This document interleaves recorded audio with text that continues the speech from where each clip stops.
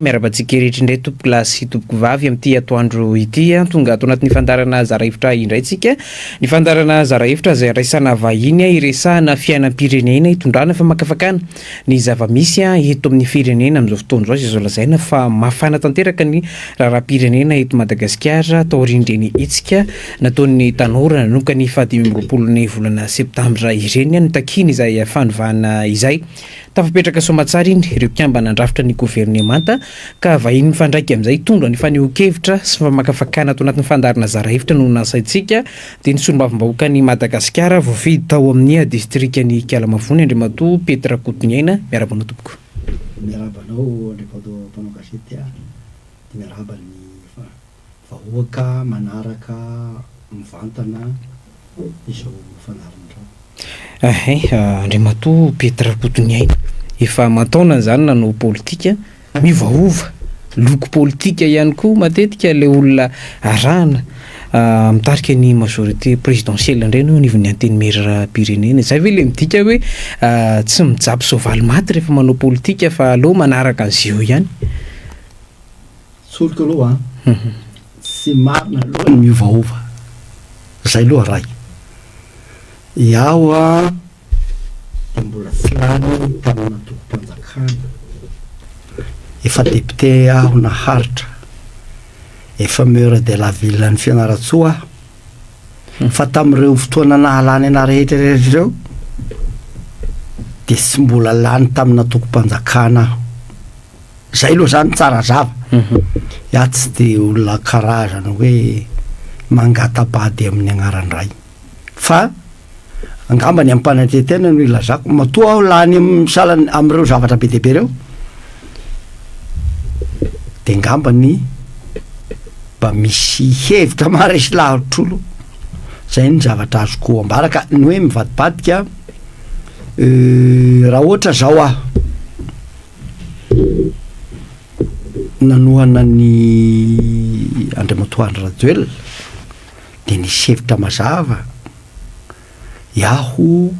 ny toerana misy anahy zany dia ny fiveloman'ny olo agny mpamboly piopy dia tena zavatra nahafaly ny olo ny fandriam-pahalemana dia nanohana anazy iaho zay fa izao mifanohitra amin'izay nefa ny zavatra ny ainan'ny olo taty amin'ny tanan-dehibe zay ka nanapandany any Andry Rajoelina aho an'izay ny olona taty amin'ny tanan-dehibe tsy afa-po amin'ny fitondrany zay mivadibadika avy aho zany raha ohatra ka hoe manome lanja an'izay tolona nataon'ny olona zay tsy fivadibadena zany fa hoe fiterevana hoe inona ny tena zava-misy zao ny tena zavatra mampaharary ny olona dia izay any mieritreritra zany tamin'ny fotoana nanohanako an'ny président Andry Rajoelina efa eo le rafi ny fandriam-pahalemana fa iaho koa nieritreritra hoe ary ny kabariny zay ho vitany ny famerenana ny jiro sy rano io kanjo moa tsy vitany dia nidiny agnan-dalambe ny olona ka zay tsy fivadibadiana zany izay zavatra zay angamba ny zavatra azoko ambara zaho tsy mbola niala amin'ny hoe zaho dia olona voataiza tagnatin'ny MFM tsy mbola niala tamin'izay aho zany zay ny zavatra azoko ambara tsy nivadibadika zany mahitsy aho hoe fibadibadiana fa ny hoe zao ny fanohanan'olona anankiray dia misy zavatra anamarina anazy dia fanohamariniko teo dia izy nametrahako fitokisana dia izy tsy nahatanteraka ny zavatra nandrasan'olo aminazy dia za ve voatery hiandry anazy zany ny fiaign'ny firenena mitohy zay manaraka ny fanovana misy zao aho satria nahoana roa ny antony ny sola nidiny agnan-dalambe dia manome lanja an'izay aho hoe misy zavatra tsy mety eto amin'ny firenena faharoa talohan'ny fifidianana filohan'ny republika tamin'ny 2018 dia zany ny teny hoe raha vao miroso amin'ny fifidianana tsika fa tsy mametraka ny ary fany manao refondation de la nation satria nahoana tam'izay aho de fa nalala hoe ty lalagna andehanantsika ty ane lalagna diso e nitorany any rajoelona mihitsy tam'izay lalagna diso ane ty lalagna andehanantsika ty e fa miverimberiny io krizy io ka raha ohatra sika tena te resy lahatra mihitsy tena te hiroso amina fampandrosoana de izay moa ny principe hoe tsy maintsy tena fatarana ny fotsiny problème ary eo ka mba solution vahaolana mifanaraka amin'ny fototsy ny olana zay no atao fa tsy hoe olana totoa misy filôzofia anakiray ao milaza an'izay hoe ny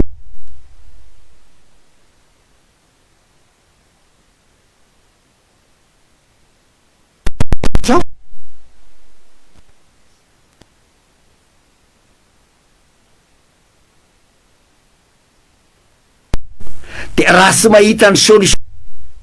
tena mifanaraka amin'io le fototsy ny olana io tsy tafavoaka anao amin'ny firenena ka zay no nylazaiko tagny amin'ny 2018 hoe tsy fifidianana mametraka olona no vahaolana fa andao zay revana mihisy inona ny rafitra hisakanana ny fanapara-pahefana inona ny rafitra zay no nylazako inona ny rafitra hisakanana ny fanaovana hareladala tompo ny haram-pirenena satria tsika zao sika mandany tsy hoe raha mitady vola gauche droite mangataka kanefa ny herenantsika be deabe eto tsy voatatasika ka andao ametraka le arifanina hitantarana ny harenantsika eo aloha mba hifehizana ny mpitondra tonga ao andao ametraka le arifanina mba aoka sika hiaraka anaiky fa tsy mampandroso atsika ty fifidianana andaniana vola be deabe ty fa rehefa lany eo le olona de ny mamerigna ny vola ny mahamaiky anazy fa tsy ny fahasahirananao ary zay mila fantatry ny giasy tsara zany zay manomboka am'izao hoe raha fa mety io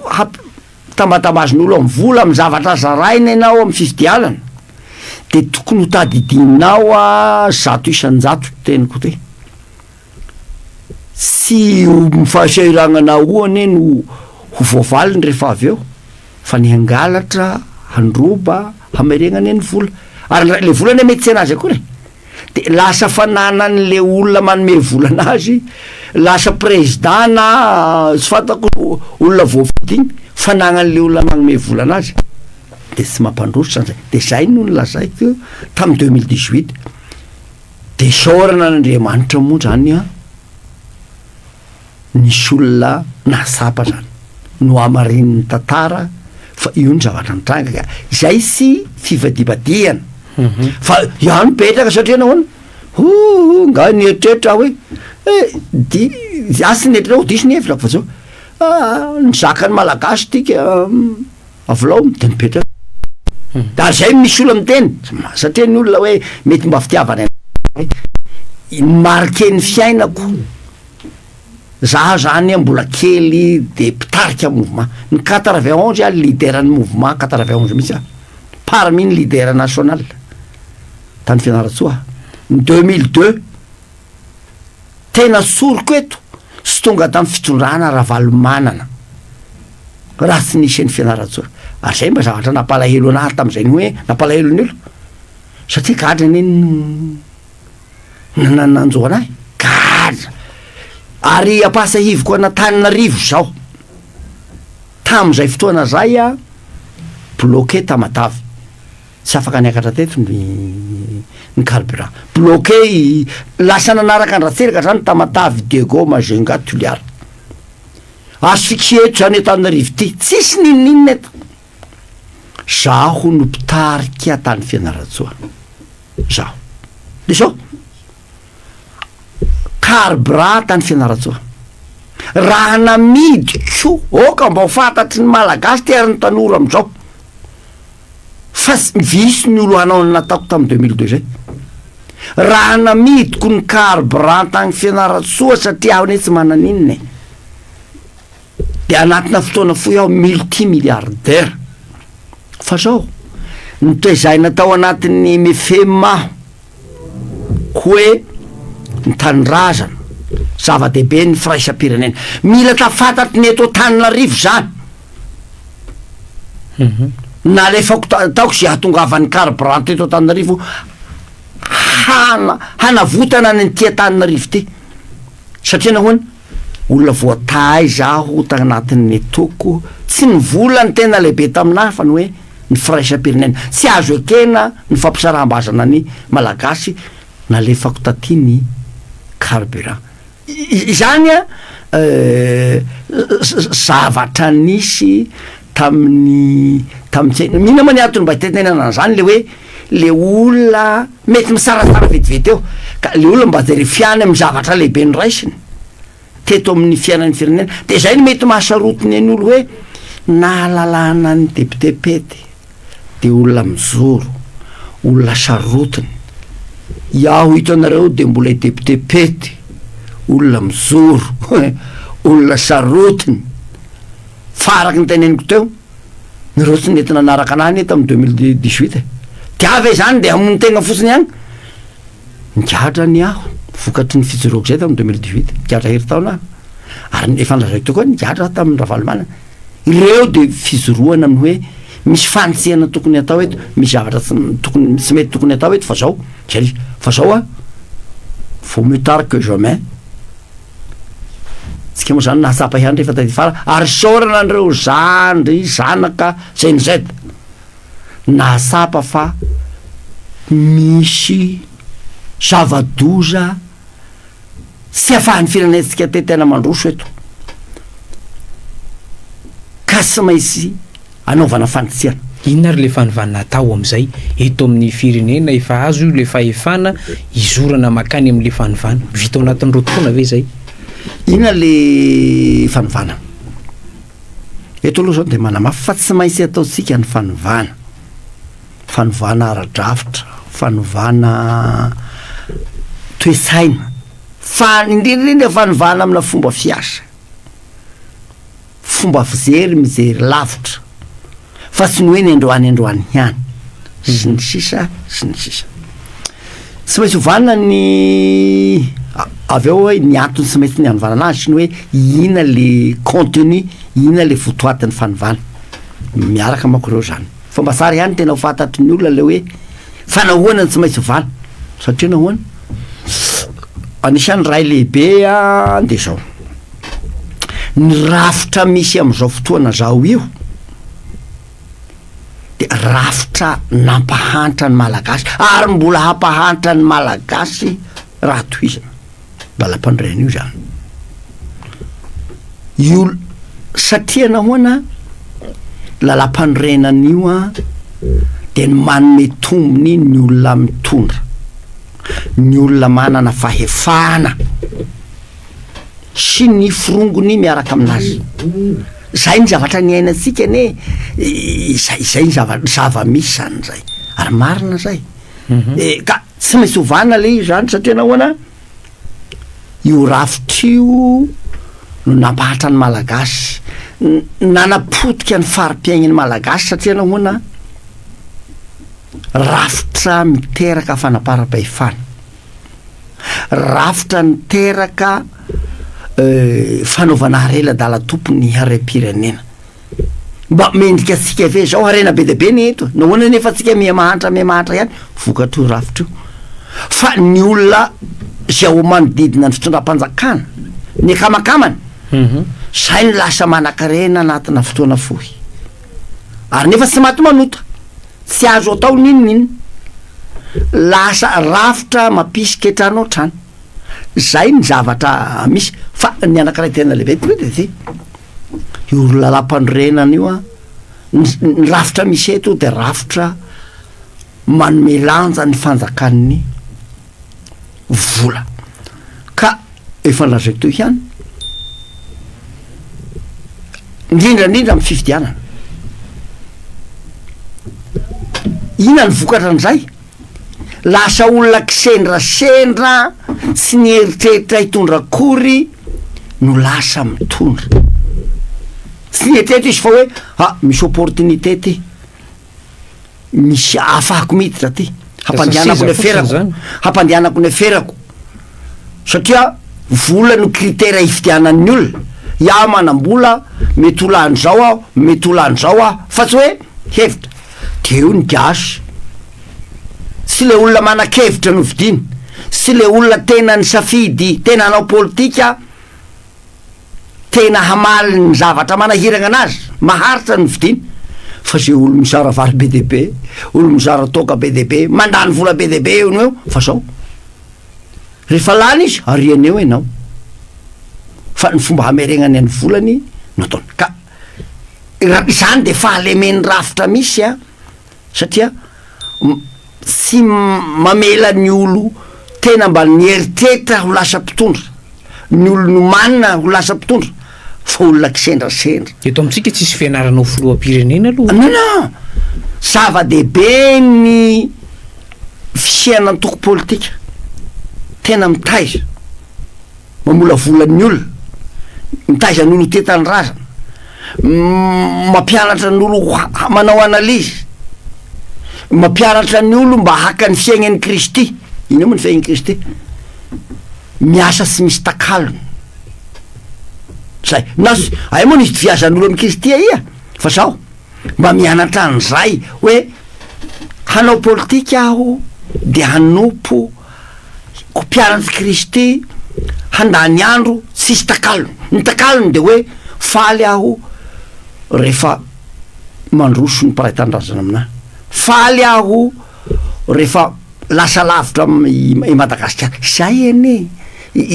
zay no nanabeazana anay tagnatin'ny MFM zay sy nibiazina amina vola zany mandeha manao manangana ny atoko manao ny olona de ny aposinao no alaina zay no atao soavaly miadobilina zay ka zay ny atao tia tanindrazana de zao manompo miasa tsy misy takalony fa faly mizara ho amin'ny mpiarabelo zany eny fampianaran'ny Kristy salasalan'izay ka zao rehefa avy ny fanjakany vola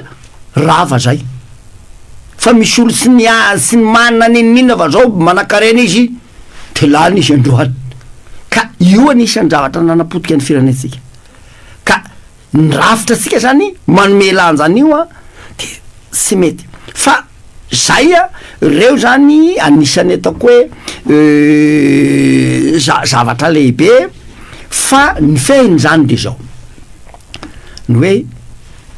nahoana atsika ny tsy maintsy manao fanovana am'izay efa nazavaiko zay de hoe io rafitra io a de sakana tsy afahatsika mampandroso ny firenena ka tsy maintsy ovana tsy maintsy mamaritra lalagna vaovao tsika ny orina amina fototra matanjaka fa sy le lalagna diso miorigny amina fasika tragno na vorigny ambony fasika io fanalazaiko teo ary eto de mahamerigna tsara raha miresaka zavatra tsy mety aho a efa hatra taorian'ny fitondrany tsiranana de efa nahitana ny zavatra ataoko hoe tsy mety reo satria nahoana anie ny zavatra tena ny songadana zany taorian'ny fitondrany tsiranana de niharasy de 72 à 2025 de niharasy ny fara-piaignan'ny malagasy tena niharasy mety misy zavatra vitan-dratsiraka mety misy zavatra ny vitan'ny Zafelipera ary marina zany mety misy vitan'ny Ravalomanana mety misy vitan'ny Iandry Rajoelina ilay hera zao Ndranomampianina fa zao rehefa tambatra reo rehetra reo de be ny fahatrana zany vokatry fitondrana ny fandimby reo tsy hoe mpanao politika ihany sy fantatra hoe iany tena nanao tena ratsy indrindra sy fantatry fanjarany gasy mijery an'izay fa zao ireo mpitondra reo koa de samy naongany olo aby zany hoe ilazana zany fa efa misy fahadisoana micumulé mivangongo atragny izy ty fa tsy voaisy de sorisoritsika amin'ny hoe andao anao fifidianana manololo miongana ratseraka ta hoe anao fifidianana tsika miongana zay le izy ka eto zany fanovana rafitra mihitsy ny tsy maintsy atao vao miroso ny fifidianana lalam-panorenana mamaly ny tena filan'ny firenena lalam-pividianana tsy hisy fanjakany vola koa zay zany a ny zavatra zay ka sakana io rafitra misy io satria nahoana sy afahasika mamaly ireo hetahetany malagasy be de be ohatra am'zany am'izao fotoana zao tena be de be ny tanora tsy anasa tsy be de be efa nolazaina MFM zany tagny amin'ny 7-valopolo hoe 2 hetsy isa-taona neny tanora tonga amin'ny senanasa zany isa-taona zany de misy 2 hetsy ary mitombo ka raha sy manana fandaminana tsika raha sy mametraka rafitra tena hifezatsika ny herentsika sika hafahasika mampandroso eto satria rehefa voafeny eny herentsika mba kely ny vola tadiavisika amin'olona satria anisany tsy mampandrososika de zao tsy manana vola kapital atsika hoentina manangana an'ireo zavatra infrastructure tena ilainy mamboatra ny lalana manao barrage-na rano manao centrale hydroélectrique tsy manana an'izay tsika fa mangataka kanefa ny herenatsika eto mety avitasika andreo raha voatatana tsara de izay no antony salan'izay koa no hoe sy afaka mamoronasa ny enao hoe raha sy mitombo ny harikarena sy hitombo ny harikarena raha sy misy vola ampiasaina ho tsara ny lalana ho tsara ny barrage sinsisy fa zao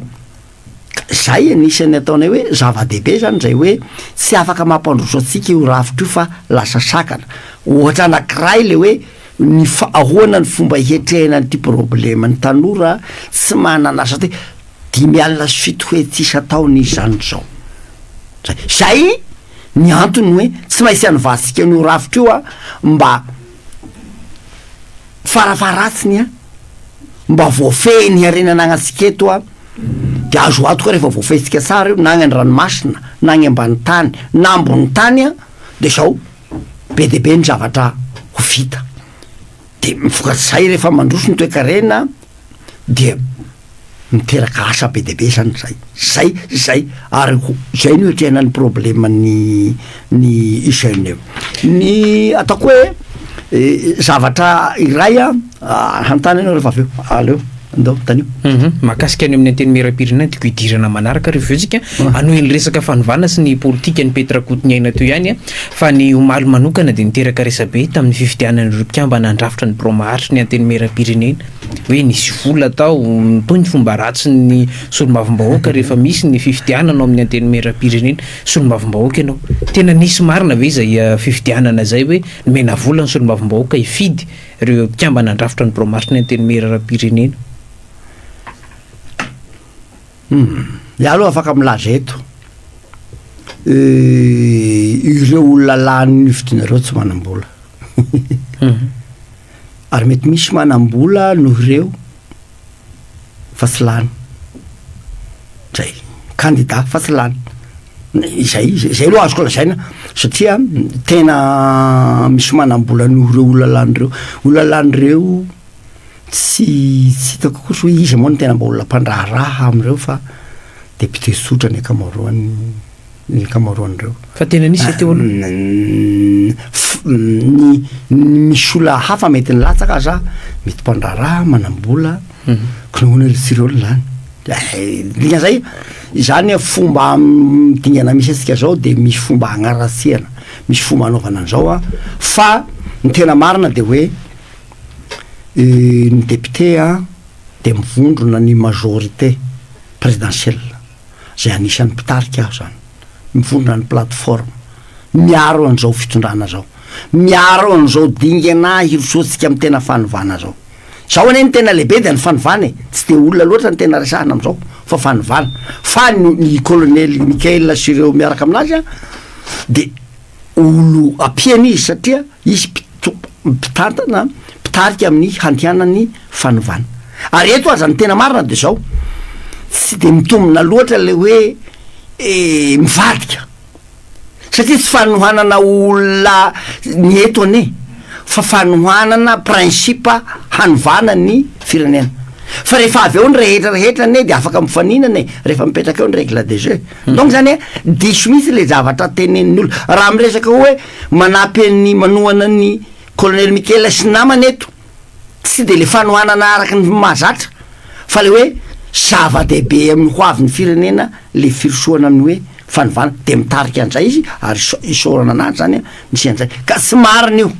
tonga de lazaiko fotony zao hoe tsy marina fa tena nisy teo amin'ny anteny miram-pirenena ve zany tamin'ity mandanareo ty zany fifidianana vato zany iaho aloha tsy fantatro fa aloha tsy nahita an'izany zany ary akoa tsoriko tsy nitezana anahy zany araky lazaiko teo tsy nitezana anahy zany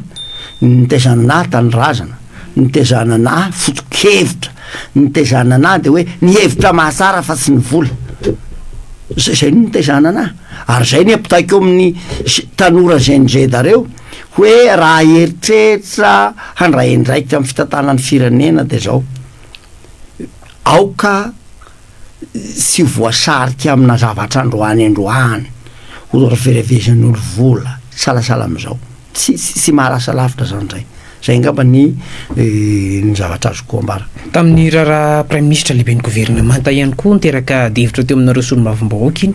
hoe sasany teny avolovana fantatra io le prime ministre sasany hoe tsy io le natolotra fa tena nisy tokoa ve le hoe nanosony taratasy fotsy taminareo solombavam-bahoaka tao na de hoe tsy nanao renao fa naino an'izay hoe sa hoe tao anatin'le hoe nanosony taratasy fotsy zay tokoa sy le hoe tsy nahafantatra ny prime ministre io fa teny avoloha anisan'ny teny aloha iaho a nisany nanao sonia taratasy fotsy nanao sonia ny andrazo azavaiko nanao sonia ny fa mahakasika hoe tia ny prime ministre zany fa ny zavatra tena marina lazaiko zao ny tena marina nangataka taminay député Andriamatoa colonel Mikael sy namany nangataka taminay député hoe itia ny olona hiveriko hitatagna ny gouvernemanta atao prime ministre de hoana Petra Kotomalagny manoka ary ny hoanay député de zao olona voasamba ny ametrahasika fitokisana hoe hitarika ny fanovana de nataoko tsy fahendrena ny hoe agnay tsy manaiky an'ity fa fametrahana fitokisana aminazy de nanao sonia agnay zay manday agnay de be agnay tsy tena mahalala an'io prime ministre io iaho mahalala lalam-pahany hoe izy io fa président fifipama ary fa nisy toagna manokana ny resako taminazy eo samy olo fa fantatrin'olo affaire de mananao échange taminazy zay fantako aloha zany fantatro fa ny tena mahalala amin'ny be de be tsy de afaka tena mahalala fa zay fametrahana fitokisana fagnazana n'Andriamatoa ny mpitondra ny mitatagna ny fitondram-panjakana am'izao fotoagna zao zay ary ataoko hoe tena fahendrena mihitsy zay izay olo misipaka an'izany zay fanampiana zany zay ngamba ny petraka vo manomboka avy anao ary ny lalatsaigna hoentinay de hoe ahoana ny fomba hifanampiana ahoana ny fomba zay hifanampiana zay ny tena antony lehibe zany ka raha manontany ianao zay nanao sonia ary responsabilitéko nanaovako sonia zany ary zay aby nanaovan'ny député sonia ary zay no mbola nitsanganany plateforme zay ne niaonantegny amin'ny maleriva ray zao mbola niaonantegny amin'ny président taorianany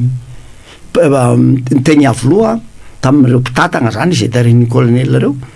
ny zahay député taorian'ny fifidianana ny maharitra hoe nilaza ny fahavononanay zany ary nampafantatra an'zao reto ny maharitra tatany any assemblée nationale araka amin'ny président nanamafy zahay any hoe ny fahavononanay ifandray tagnana zany agnatantarasika ny tena fanovana manamafy zahay saho ary lazakeo tsany saho ny resaka rehetrehtra za misy olo hitako tamin'ny teleny ary nampalahelo anahy de mba olo cadre milaza tokony ravany assemblée nationale efa io any mety ho zavadoza ho any hoe io any mety non ny député de mahalala ny halehibeny hoe tokony hifanampy am'izao resy lahatra fa zava-dehibe ny rosotsika amin'ny fanovana fametrahana rafitra tena mamaly ny filany firenena mitrahana fomba fiasa vaovao mahalala ny zany a ny député non ka sy ataoko hoe tsy hisy zany sy vanim-potoana salan'izao no hoe andao hifanonganongana eto nana tsy mieritreritra an'izany akory na ray segondra ny député zay ngamba ny zavatra azoko amafisina raha nareo solombavam-bahoaka mahatsiaro tena na vita ny asanareo ihany ve nareo manoloana an'le hoe zavatra ny ainy any vahoaka malagasy na tonga ny mihetsika nanoka ny 15 ny volana septambra iny fatapahan-jiro fatapahan-drano tsy fandripahalemana kolikoly nareo anisan'ny hoe mifanatrika am'ireo mpikambana teo anivon'ny gouvernemanta tamin'ny volana may teo tamin'ny session zay natao tamin'iny vahoaka mihitsy navita nanao an'le hetsika nitaky an'le fanovana nareo solombavam-bahoaka mbola io nareo manana immunité nareo fa ny vahoaka teny kanja voatoraka lacrymogène na voatoraka voadaroka voatorabato ihany koa zao ny valiny meko anao zany de zao ny valiny meko anao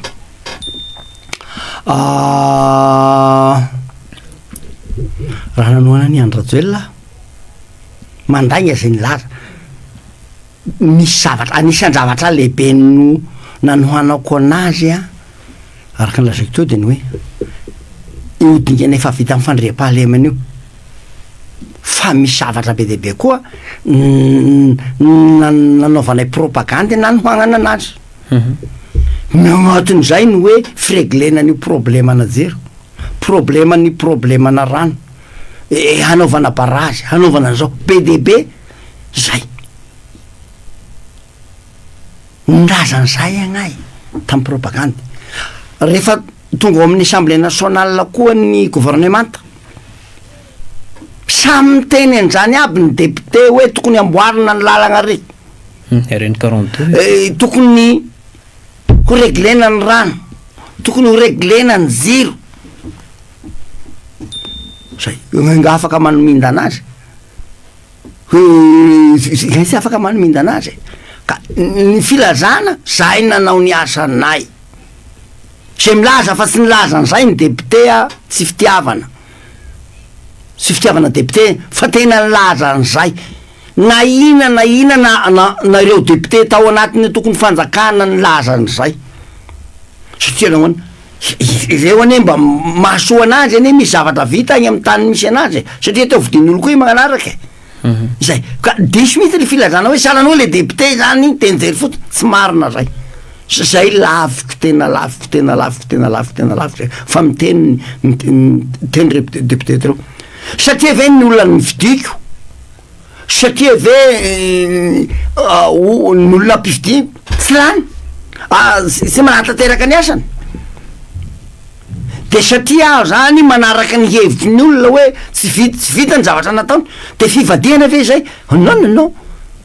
toesaigna tokony hananany olona hitondra zay ka nanotoagnanao azy ale olona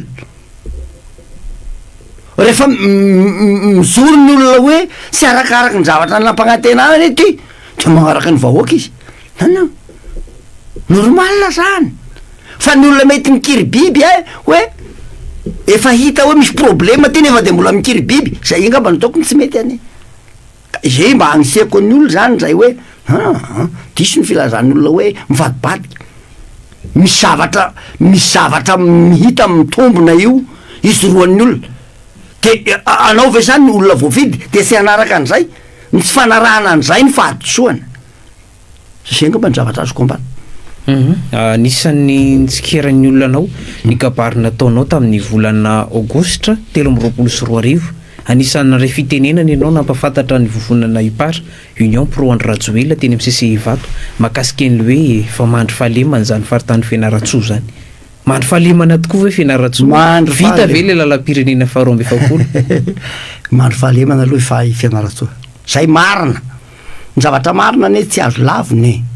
Ary zay no ayahin'ny olona rehefa nitranga ny zavatra nisy io.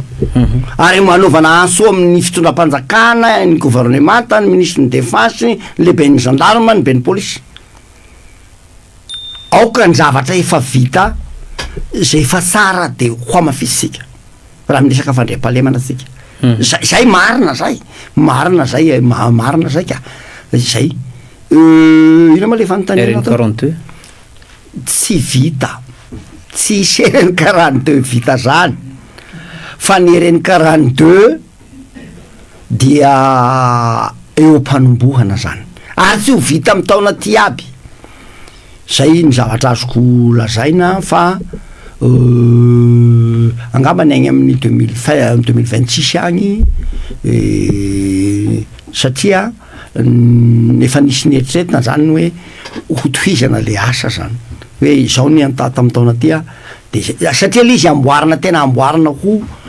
hoe sy amin'ny ankapobeny zany misy goudron de lalagna tena lalagna zany hoe efa presque raha zany fa tsy lalan-tany tsotratsony. De zay ngamba ny zavatra azoko ambara. Ina ma ny tsy tena maliako hoe nisy olony de vita ny lalana zao voalohany loha de zao. Satria zay ny eritreretiny hoe iaho ny nilaza iaho tsy nandeha iaho tsy mpisandoka iaho tsy mba nandray anjara hoe fa mijery aho araky nefa nilazaiko teo ane satria tamin'ny 2018 aho nanao de aho nigadra de mba mijery ny ataon'ny olona zay aloha ka asalan'izay koa reo député ataoko hoe ana Irmara reo ane tsy nandray anjara tegny fa rehefa mahita hoe misy zavatra mitombona tokoa de magnaraka an'izay zao zany ny fanirian'olo ny etaetan'olo de manaraka an'izay izy ka ny tiako tenenina zany amin'ny ty resaka lalagna ty de zao vita ny lalana ny zavatra trehiny eto fiainam-pirenena amin'ny ankapobeny misy mako ohatra hoe mety député Slany izy na ny pombanazy de mandrivotra an'izay tamin'ny andro na député nazy nefa sy niady akory an'io lalagna io izy fa ato am'izao niady ny fisian'ny lalagna io zany ary marina zay zay de misy ndray no miteny ambadimbady agny hoe ninninina ko raha teo député anao tsy nanao ninninina rehefa am'izao ka zay fa zao ny zavatra resahany eto fiainam-pirenena amin'ny ankapobeny ka fa tsy raha ny kialamavony samirery zay ny tenenina eto ka na misy aza amboarina ny lalagna na misy ny fandriam-pahalemana misy tombosoan'ny kialamavony misy tombosoan'ny firenena manontolo ny filosoana amin'ny fanovana ary tsy handrava ny fandriam-pahalemana io zay fa hagnamafy an'izay zay rehefa voatatagna tsara ny rem-pirenena amin'ny fanovana zao mety ho vita manontolo ane ny lalagna rehetra Madagasikara satria zay ny problème atsika am'izao tsy manam-bolany fa mangataka gauche et droite eny ka nefa ny arentsika eto ka milaza hoe aza détail zahinay rehefa mitany ny sain'ny olona zay ngamba ny zavatra azoko lazaina mahakasika an'iny. Manahoana fahitanareo an'ireto mpikambana-drafitra ny gouvernemanta ireto totosa Omallo ny ankamaroan'ireo famindram-pitantanana teo amin'ireo mpikambana nandrafitra ny gouvernemanta Hery-Tsalama Rajaonarivelo nareo mpanara-maso mpanao lalàna nareo. Ya aloha de miarahaba ny gouvernemanta miarahaba ny lehibe ny fitondram-panjakana sy ireo kipa miaraka aminazy miarahaba ny Andriamatoa prime ministre ary mirahasoho ny gouvernemanta ny asany moa zany no hisaratsika anazy fa aloha zany tsy de kely finoana aho fa misy any ny fanantenako amin'ny hoe hisy vokatra avy amin'ny gouvernement zay ngamba ny zavatra azoko ambara raha sy raha namba iverina amin'le fanazavako teo ny hoe ny fanovana inona moa zany ny saka inona no atony sy maintsy anaovantsika fanovana rafitra fanovana fomba fiasa fanovana toe-saina de raha fitinina tamin'ny teo moa de le hoe nandeha amina lalagna diso asika sy maintsy mamaritra lalagna vaovao asika ahafahasika mamaly ireo tena hetaheta ireo filany malagasy helany malagasy amin'ny fahatrana mba hahatonga ny tanoratsika hanana ny hoaviny hanana asa sy ny sisa mitaky fandaminana vaovao mitaky fomba hitatagnana ny firenena zany zay aloha ka anisan'ny zavadozana teraka ny rafitra ny fandibiasana teto de zao nanapotika ny fiarahamonina malagasy zay ny zavatra hitako raha ny zavatra iainatsika de zao miharatsy ny fiarahamonina malagasy rava ny fihavanana amin'ny akapobeny simba ny hasina maha olona am'izao fotoana zao ane vola 10,000 amin'ny ololo inona zany nateraky ny rafitra misy zany misy olona lasa tsy misy atsika zany am'izao fotoana zao tsy misy classe moyenne tsony tena manan-karena teny olona mahanta zay miegny ny gasany zany zao ka handravana an'zany zavatra rehetra zany no tsy maintsy anaovantsika fanovana ka sakana zany tsy afahantsika mandroso io rafitra misy eo fahatelo mety sady farany fa mety be deabe le izy fa hiteny an'le hoe ina zany no vahaolana de le hoe ny rafitra misy am'izao fotoana zao koa de rafitra sy manome lanja sy ahafahan'ny acteur de développement raha tiana androso ny firenena reo sehatra ireo mpiatsehatra acteur de développement ara-toe-karena société civile syndicat ny tanora io ny tanora mitena mba meo sehatra hitenenanay am'zay ary marina zany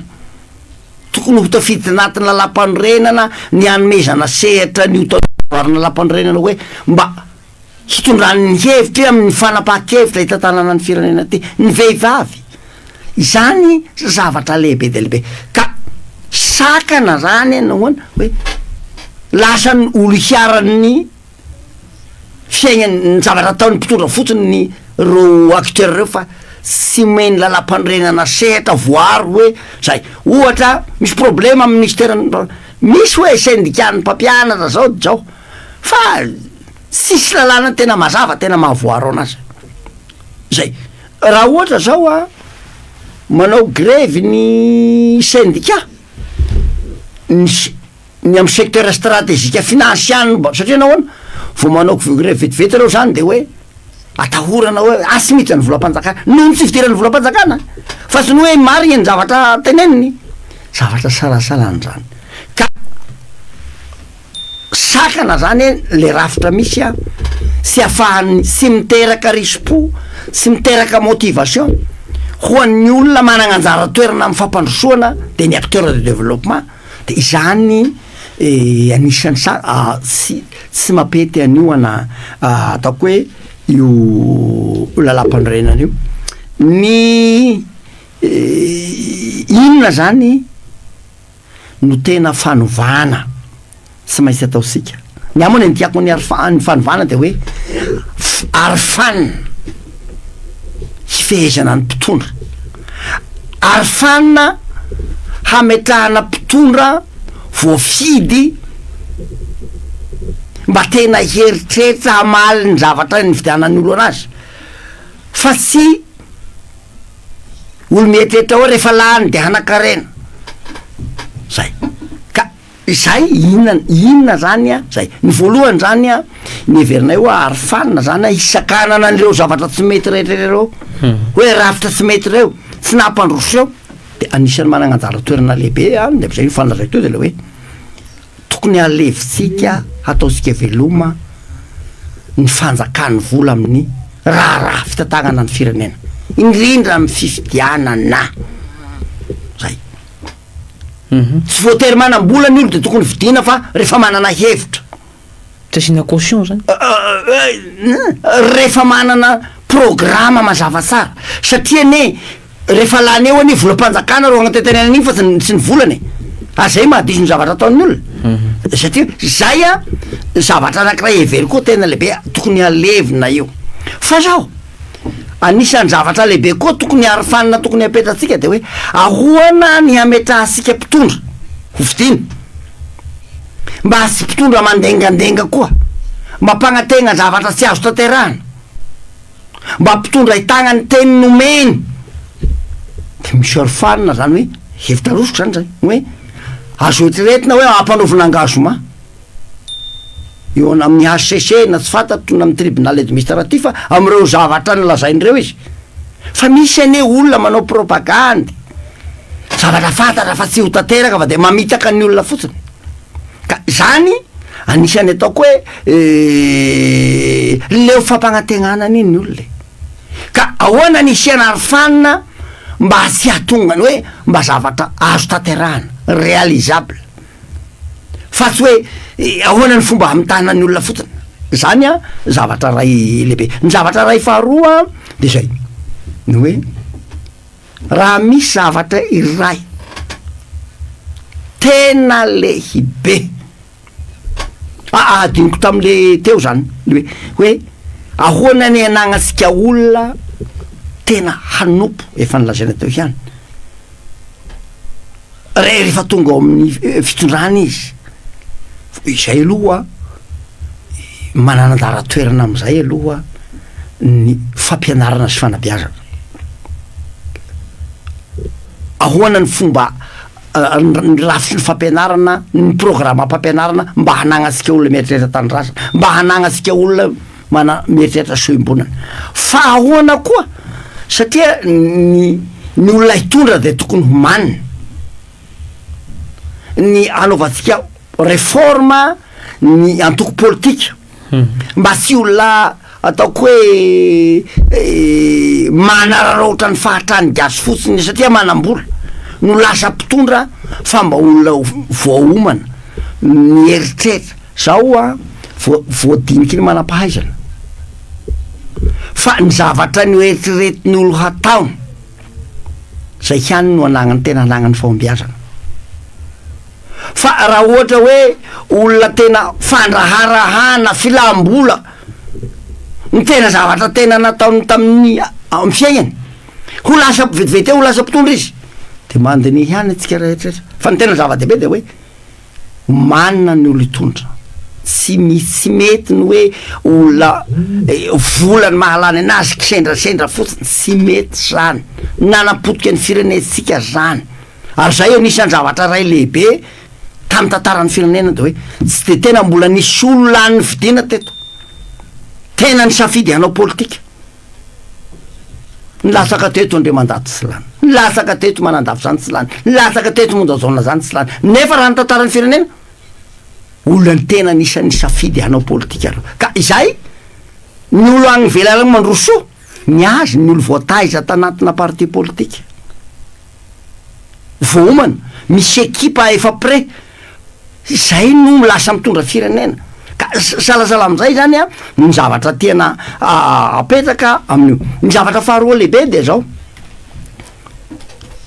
fositra tena anisan'ny lehibe tsy mampandroso atsika araka ny lazainy tao de no hoe nahoana no be de mananao fanararaotam-pahefana ny olona nitondra ny président de république manko zany tena teneny mifandimby lasa sy voatatagna tokony noho izy ny arem-pirenena manao rena dala tompony arem-pirenena zay olona tsy mitovy avy lapidirana ponja manjakazaka sy ny sisa sy ny sisa de io fivangongoam-pahefana io zany tsy mety amitsika ntsony ngy ampanao gazety ry malagasy mpiray tanindrazana aminahy tsy azo atao tsony ny ametraka mpitondra manana fahefana be loatra sao de rafitra ny ovaina am'izany zay rafitra ny zany lalam-pandrenany aloha pariam-pahefana zany lalam-pandrenany no milazany zay hoe reto ihany fahefana fa rehefa tsy mazava agnatin'ny lalam-pandrenana zay lalam-pandrenana de mahatonga ny président de république famonoana io de zao lalam-pandrenana milaza be reto aby ny fahefany rehetrrehetra sy ary zay mahatonga atsika hifamono amin'io satria anaoana anao zany tsy androso misy ny tany misy anao raha sy minono am'le président io satria ny fahefana rehetrarehetra de mina mba fantatrareo moa zany fa zao 500 ny teti-bolam-panjakana ny vola miasa eto Madagasikara zay ihany no tantanan'ny faritany 5% région 3 district 3 commune 570 sy arivo fa ny 570 isan-jato dia ny fanjakana fohy be haia ny androso am'zany izany io ny chiffre io no lazany fivagnope fana ka ny fanovana ty asika apetraka zany zao de hoe mba farafaharatsiny ny 70 ny 80 isan-jato ny teti-bolam-panjakana alain'iny eto Madagasikara de mba ho tatany ny faritany ny faritra ny région ny faritra ny district ny commune ny fokotany ary ny olo hitatana andreo zay ho anarany moa zany fa satria reo mbola misy de fidina mivatana suffrage universel direct zany fanovana ataosika zao ny pyramide atsika zany manao an'zao de ny ataosika zany ray zany zao manao an'zao zay pyramide mba hoe ny vola zany ka ireo zavatra mahakasika ny firaisam-pirenena ireo zavatra mahakasika ny zavatra stratégique zay ihany no mijanona amin'ny fanjakana fobe ny fotony ratsy mahatonga ny fanjakazakana rehetrarehetra ny fanaparam-pahefana rehetrarehetra io areto amilaza fa na ny olana amin'ny fitatagnana ny 10 io fitsarana io koe lasa fitaovana eo ampelatagnany fitondrana ny mpitandro ny filaminana hanampenambavany olo araky ny zavatra misy hitatsika regny ampiasana hery lasa fitaovana ampelatagnana ampigadrana zay olo tsy mitofihevitra ilo lampandrenan'io ane satria voalaza ao anatin'ny olo lampandrenan'io fa ny président de république ny ny ministre ny fitsarana izy no lehibe ny conseil supérieur de la magistrature amin'io nefa no anapahana ny andrenan'ny procureur any andrenan'ny président tribunal na dikan'izay motaotra reo tsy maintsy mity zay ka izany fanovana lehibe tiatsika hapetraka eto fanovana ity fanapara-pahefana ty amin'olo lampandrenan'io ane misy an'izao hoe ny inspection générale de l'état ny sampandraharaha-panaramaso ny volam-panjakana ao anatin'io miakina agny amin'ny présidence miakina agny amin'ny primature ireo nefa ny olo mitatagna ny vola be de be zany ve mazavatra tsy mety ane zany sady mandidy no homana tsy fanisiana tsy mety apetraka zany hoe io rafitra io zany tokony aleo tegna naratasena agny amin'ny assemblée nationale zany ny antony tsy maintsy anyvatsika anio anio lalam-pandrenan'io tena mavita ny asany tokoa ve ny antoko politika eto Madagasikara raha mita am'ireo antoko no lazaino teo misy andry leader fanilo ry monument ny MFM tany aloha sy ny hoe ny antoko politika misy am'izao fotoana zao raha hoe amola vola ny mpitondra tena hitondra tokoa ny tena manana tsisy atoko tena manao ny asany zao fa ny akamarony atoko zao mpanao sarakatsaha zay mpanao sarakatsaha mpanao kibaroa ay misy zavatra izay iny de mampiasa vola zay ka izay ny fanitsena apetraky siketo ia sy manafa zao fahadisoana lehibe nisany nataony malagasy ty ny sy nametraka ny olona tena ny safidy anao politika hitondra teto sontoniny teo zay any zay le izy fa zao lasa nanjakany vola loatra ary aho milaza eto fa raha sy manao diana ny malagasy ka manaiky ny mpanao politika ny malagasy fa tsy maintsy elasika io fanjakany vola io tsy mandroso eto fa mialana akaso de mbotepo zay afatara nefa ny satria fa zadraseny ihany ny gasy de ahoana ny helany io fa anisan'ny zavatra ray lehibe koa zany a am'le fanovana tena apetaka aty zany de le hoe ahoana ny tena mba hisiany mangarahara io ny resahana fotony hoe mangarahara zao fa anisan'ny zavatra ray lehibe koa zany ahoana ny hisiany mangarahara zao a amin'ny tany mandroso eto ambon'ny tany zavatra roa lehibe zany ny tena hisiany mangarahara sy ny fanjakana saratatana de ny hoe atao mahaleo tena ny sampandraharaha mpanaramaso na ratasegna parlementaire fa ny faharoa de zao io assemblée nationale io omena an'izay fahefana zay hoe pouvoir d'interpellation zay na contrôle parlementaire io zany zavatra lehibe ina ny tena zava-dehibe amin'io de zao amin'ny fotoana rehetrarehetra ny olona manana fahefana eto amin'ny tany sy ny fanjakana na sivily izy na miaramila na mpitsara de azony assemblée nationale atsoana hanontaniana zavatra anakiray ohatra na o zany zao mangataka amin'ny assemblée nationale hoe zahay mba mangataka mba atsoana etony zao fa misy zavatra mba tena ho fantatra mahakasika an'izao de atsoan'ny assemblée nationale ile olona igny tsy fantako na mpitsara igny na mpitandro filaminana igny na civile igny de zao ko hoe misy zavatra nytanina ianao alefa mivatagna amin'ny tele eo mihainao manjery io mba zavaonao zay zava-dehibe zany a amin'ny ady mikolokolo amin'ny fanaparam-pahefana tokony atao mazava anatina lalam-pandrenana zany hoe azony assemblée nationale asoina amin'ny fotoagna rehetra ary tsy maintsy ary afaka mangataka ny olo-pirenena ny fikambagnana satria izy anio ny tompon'ny firenena mangataka izy hoe mba angatanay ny hisiana fagnazavana mahakasika an'izao fa milaza aminareo vetivety de sy misy io kolokolo io vetivety de sy misy io mpitondra manao fanaparam-pahefana io ho sahinao an'izay ve sika nefa zavatra lehibe zany zany no ampisy ny mangarahara zany anisan'ny zavatra lehibe koa zany tokony apetaka amin'ny olona lampanorenana io akoatran'izay hisy satria ina moa tsy mampandrosika mangalatra ny mpitondra ina tsy mampandrosika ny aresika sy lasa mampandrosika fa lasa n'olo misy fotsiny verivery fahatany agny izany nandranomasy izany lizy ka ny fomba io anaovana arofanina matanjaka salan'izay koa ny mpitondra rehefa tonga eo manisakisaka lalam-panorenana manisakisaka lalana velogna de zao akoatran'le parlementaire teo anisan'ny zavatra heverinay fa lehibe de ny hoe isaky ny roa taona soatina mazava tsara ao anatina lalam-panorenana de misy conférence nationale eto andraisany rehetrarehetra anjara itenenany hoe zao de sy voaza ny lalam-pandrenana sy manisakisaka reto aby ny profo manao an'izao ilaina zany zavatra fanovana lehibe tokony atao anatiny fa tsy hoe efa misy crise agny vo anao conférence nationale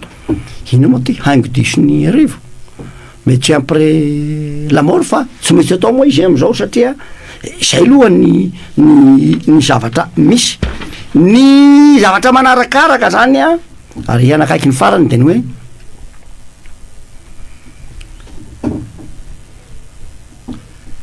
anisan'ny zavatra gravy efa nylazaiky tapatapany teo ihany tia anjara toerany miaramila ny fisarana mpitandro filaminana te ny tantarany firenetsika na raiky amby 70 na 2 na 7 na 7 na 5 de io hiany a miverimberina hoe ampiasan'ny olo manana fahefana hangezana ny fisarana ampiasan'ny olo manana fahefana hangezana ny sy mitovy hevitra aminazy ny olona miarany zony ny mpitandro ny filaminana ka io zany cette fois-ci io ny vazaha tena tokony mila faritasika tsara zao ny voalaza agnaty lalam-pandrenana ireo olona reo a de miaro ny ara-dalàna sy ny androm-panjakana de io artikila agnatin'ny lampandrena io zany a mila faritana tsara amin'ny fanovana zao ia zany mety ohatra hoe miaro ny ara-dalàna ny androm-panjakana indrindra ny tanindrazana sindriana mafy zany hoe ny tanindrazana ina ny dikan'izay de zao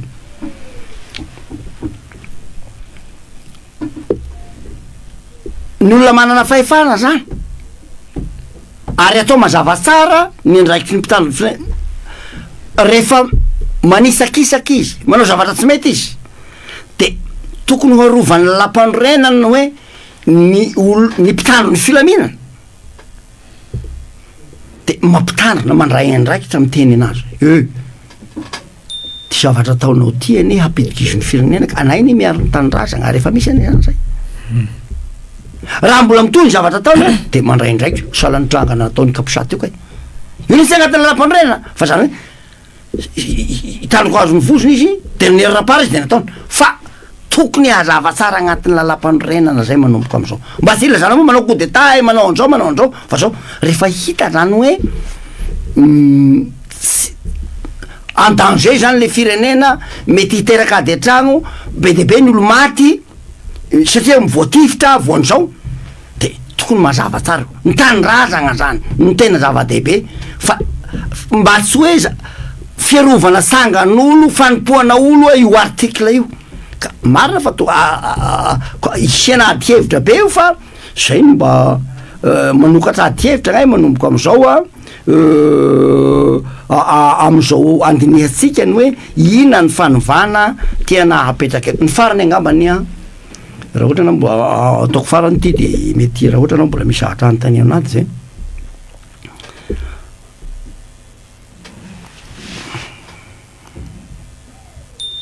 fanovana manaraka zany mifanovana manaraka io zany farany ihany koa anisan'ny zavatra lehibe be de be neny izy fa anisan'ny zavatra ray tena lehibe koa de no hoe am'izao fotoagna zao tsika angiampanao gazety de miverina ny problemandreo amy fitopolo ina le programandreo amy fitopolo miverina tam'ro amy fitopolo na de sy tena mitovy azy problème des jeunes neny problème tam'ro amy fitopolo de hoe misy fagnavakavahana ny fampianarana fa am'izao ndray zany de le hoe zao ny zavatra misy tanora be de be nianatra nahazo diplôme fa zara raha ny 2000 ngamba maximum ny 100 no mahita asa olagna lehibe zay ary nahatonga reo nidiny an-dalambe satria anao tena maizina ny hoavin'ireo tanora reo zay génération sacrifié zany zay zany izy de zay ny sekeny tako fanovana izy mba hanana ny hoavy zay anakiray zay olagna lehibe zany ray olagna lehibe faharoa koa de zao mety misy any ny asa fa zao misy apahany mba zay le zako izy rehetra hoe nianatra nahazo diplôma reo le fahaizana anagnany sy tena mifanaraka amin'ina ma ty am'le filany le firenena eto zay ka valiny zay rehetrarerea ny apahany efa nylazaiko teo mitaky fandaminana ny rafim-panjakana amin'ny akapobeny zafady mba ahafahatsika mampandroso ny harikaresika fobetsika mba ahafahatsika mitatagna ny harenasika io a hampandrosoana ny firenena fa satria rehefa mandroso no ara-toekarena ny firenena zay no miteraka création d'emploi miteraka asa ho ny firenetsika zay re fa ny lafiny anakiray de zao sy mainsy fanovana lehibe petrasika eto de ny hoe sy mainsy mametraka politika mpampianarana sy fanabeazana vaovao atsika programa na fampianarana vaovao tsika hoe inona ny programa na fampianarana vaovao mba hanagnasika olo manam-pahaizana hamaly ny filany firenena ny zavatra misy eto ny mety misy rehefa tena mandroso ny firenena atao hoe be de be ny olona vita fianarana diplôme de tokony androso ny firenena anankiray fa nitsika eto any zay ny zava-misy zao be de be ny diplôme eto mety misy zavatra hafa hoe sy mena ny raikitra izy sy mena sehatra izy mety zay lafiny anankiray fa lafiny anankiray koa de zao le fomba namolavolana an'ireo olona reo mihitsy no zavatra mifanaraka amin'ny filan'le firenena de lasa niteraka vesatra le izy hoan'ny firenety ka anisan'ny zavatra ray tena lehibe zany ny hoe ahoana ny ametrahasika politika ny fampianarana sy fanabeazana vaovao ahoana ny ametrahasika programme fa sy mifagnaraka mihitsy sy hiteraka fandrosoanao sika io fizanonao sika amin'ny programme am'izao fotoagna zao fa hoe raha misy olona am'zay sehatra hijanonany de misy zavatra hainy ivelomany zany hoe tokony orienté kokoa amina zavatra pratika teknika ny fanabeazana zany ary mety misy zavatra hoe izery amina vocation régionale hoe aty amin'ny faritra tya de zao ny zavatra ty ka amin'ny niveau ambanimbany zany na miala amin'ny niveau ambanimbany kilonga de mba fa mahay manao an'izay fa ny asa zany na milavolana ny olosika am'izao diplôme rery io hiasa-panjakana fa sy hanao zavatra ho anazy ka fahalemen'ny fampianarana zany zay fa naizan'zany moa de hoe zava-dehibe aloha ny hoe be dehibe nahazo diplôma ka izany fanovana lehibe tiana apetraka amin'ny firenena zay ngambany de mba afatra ihany koa sa de tapitra ny fandarantsika mantsy anao hiany aneko rehefa afatra ho an'ny vahoakany kialamavony ho an'ny vahoaka malagasy amin'ny zava-misy eto amin'ny firenena zao fanovana ihany koa le hotakitsika aiza va izy ny havatra aloha de zao ny havatra aloha mba metraka havatra ao amin'ny fitondram-panjakana zany indrindra amin'ny gouvernemanta fandrasaka any izy ty fa hoe mba tokony hisy fomba izerevana manokana an'ireo tanora anao fihetseketsehanareo zay ny zeda satria tsika zany hiroso amin'ny familavolana ny hevitra ka reo mba anisan'ny olona tokony hanana anjara-toenany lehibe amin'ny ady hevitra reo nefa raha ivoreto Antananarivo tokony hikaondoha eto reo na hikaondoha amin'ny renivohitry ny faritany mba raha tsy misy lokalité ny meny fanjakana mba ho hivatagnany hifahan'ireo midinika ka zay aloha ny ahy zany mba hively koa hoe tokony mba ho jerevany fitondram-panjakana manokana zay zavatra zay raha misy moa zany zavatra azo tena agnampihana anazy vo mainka tsara fa ny lokalité aloha de veriko tena tokony hatao mihitsy zany zay satria zao de nahita tatoato tagnatin'ny atoato de reo GNZ reo mamonjy anay député manao an'zao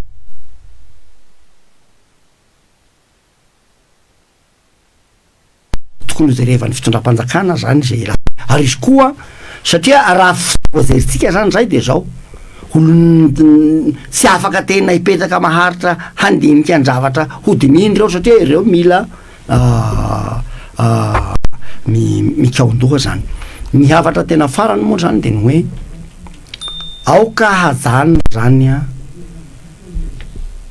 ny kazikazy politika satria misy olo mpanao an'zany eto Madagasikara eto misy olona miraisy kombakomba mamina-panjana tany eto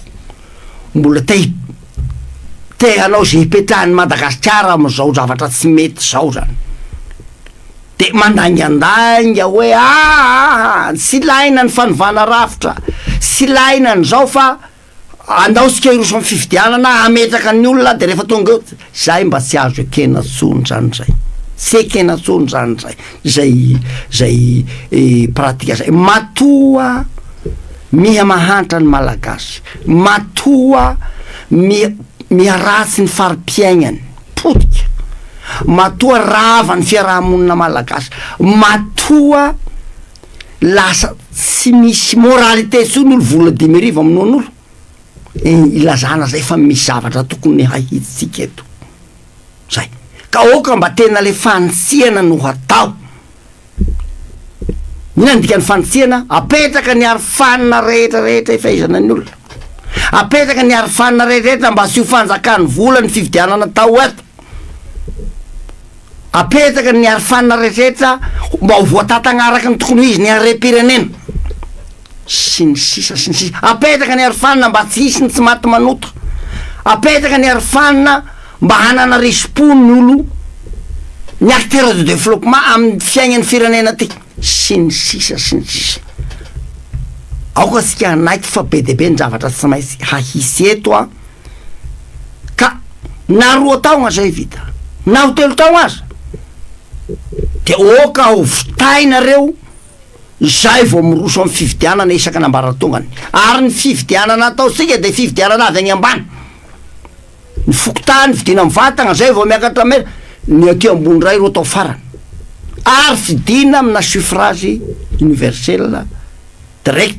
atao amin'ny fotoana magnandro ny hafatra apitrahana ny vahoaka malagasy ho ny olo ankala mavony sy ny votra rerera de zao ny assemblée nationale zao a de anisan'ny programme ny député miresaka amin'ireo tompona andraiky ny fandria-pahalemana ary mino afa hisy andraiky te tonga de ho raisindreo aorianan'izay tsy ho ela ka zao aoka sika sy ofendroan'olo tsy misy fanjakany eto hoe ikobagna ny tany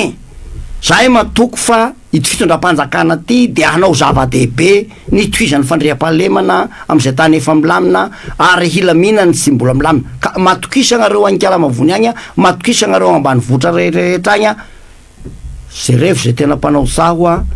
ary de ampahalalao hoe ity ny tena mpagnakorotana veloma tompo.